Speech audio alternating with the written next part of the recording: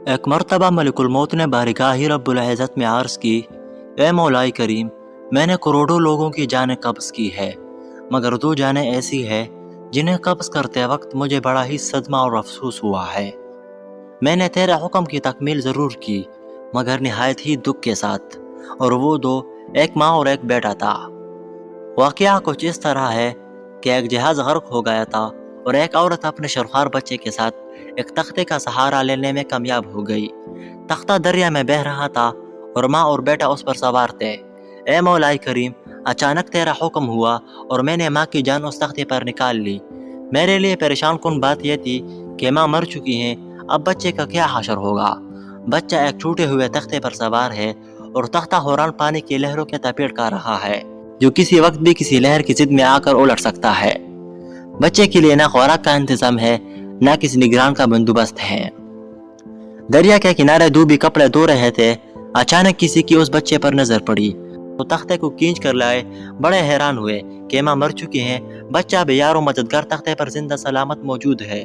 وہ لوگ اس بچے کو اپنے سردار کے پاس لے گئے۔ سردار بیچارہ بے اولاد تھا۔ سردار خوبصورت بچہ دیکھ کر اس پر اس کا دل آ گیا اور سردار نے بچے کو اپنی نگرانی میں لے کر اسے اپنا بیٹا بنا لیا۔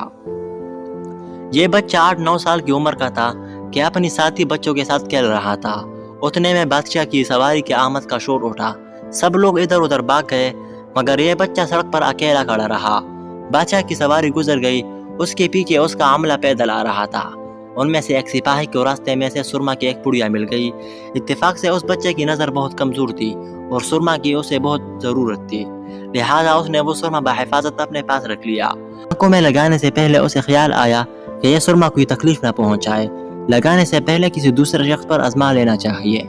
قریب ہی وہ بچہ کھڑا تھا، اس نے اس بچے پر آزمانا چاہا۔ بچے نے سرما اپنی آنکھوں میں لگایا، مگر جو ہی سرما اس نے لگایا، اسی زمین کی تہ میں موجود چیزیں بھی نظر آنے لگی۔ اس نے دیکھا کہ زمین کے اندر بہت سے خزانہ پوشیدہ ہے۔ بچہ ہوشیار تھا، اس نے چیخنا چلانا شروع کر دیا کہ سرما لگانے کی وجہ سے میرے آنکھوں میں سخت تکلیف پیدا ہو گئی۔ وہ لوگ سرما کی پوڑیا گرا کر چلے گئے۔ بچہ سرما کی پوڑیا اٹھا کر گھر پہنچا اور خوشی خوشی باپ کو سارا واقعہ سنا دیا۔ سردار بڑا خوش ہوا۔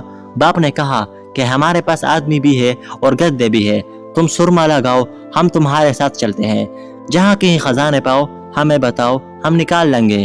چنانچہ ایسا ہی ہوا۔ بچے کے بتانے پر وہ لوگ خزانے نکالنے لگے اور تھوڑی ہی عرصے میں امیر بن گئے۔ بچہ جوان ہوا تو اس نے پرزے نکالنا شروع کیے۔ ان کے پاس دولت کی فراوانی ہو گئی، زمین کے تمام خزانے اس کے نظروں میں تھے۔ اس نے آہستہ آہستہ بہت سے آدمی اپنے ساتھ ملا لیے۔ اس کے بعد تمام سرداروں کو ادھر ادھر کر دیا اور خود سردار بن گیا۔ آخر نوبت یہاں تک پہنچی کہ اس نے بادشاہ کے ساتھ بھی ٹکر لے لی اور اسے مغلوب کر کے خود بادشاہ بن گیا۔ اس بچے کا نام شداد تھا اور یہ وہی بچہ تھا جس کی ماں تختے پر ہی مر گئی تھی اور یہ اکیلا دریا کی لہروں کے ساتھ بہہ رہا تھا۔ کہتے ہیں کہ جب برسر اقتدار آیا تو انہیں حکم دیا کہ ایک ایسے کمال درجے کا شہر آباد کیا جائے جس کی ایک اینٹ سونے کی ہو اور دوسری چاندی کی ہو، اس میں سے ایک عالیشان باغ ہو جس میں دنیا کی ہر چیز میسر ہو۔ جب وہ شہر ہر لحاظ سے مکمل ہو گیا تو شداد نے ارادہ کیا کہ جا کر اس شہر کا نظارہ کیا جائے۔ چنانچہ وہ شہر کو دیکھنے نکلا۔ ابھی وہ دروازے تک ہی پہنچا تھا کہ ملک الموت کو حکم ہوا اور اس نے وہی اس کی روح قبض کر لی۔ اسے اتنا موقع بھی نہ دیا کہ اپنے بے مثال باغ کو ایک نظر دیکھ سکتا۔ ملک الموت نے کہا، اے مولا کریم، اس شخص کی روح قبض کرتے وقت بھی مجھے نہایت ہی صدمہ پہنچا کہ وہ شخص ہر چیز تیار کر کے اسے دیکھ بھی نہ سکا۔